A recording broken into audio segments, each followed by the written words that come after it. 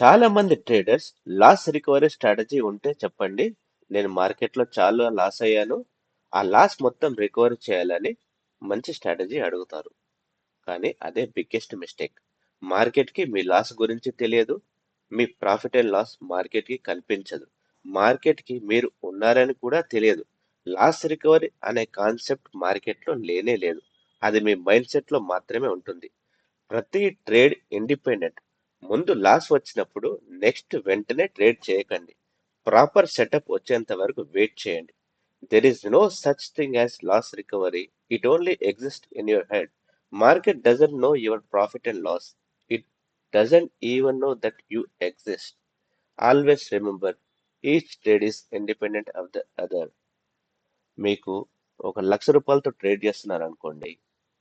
ఒక 10,000 లాస్ వస్తే మీ క్యాపిటల్ ఇప్పుడు 90,000 మాత్రమే. సో ఆ 10,000 రికవర్ చేస్తా అని వెంటనే రివెంజ్ ట్రేడ్ చేసి ఉన్న క్యాపిటల్ కూడా కోల్పోతారు. సో మార్కెట్లో లాస్ రికవరీ అనే కాన్సెప్ట్ లేనే లేదు. స్ట్రాటజీ కూడా లేదు.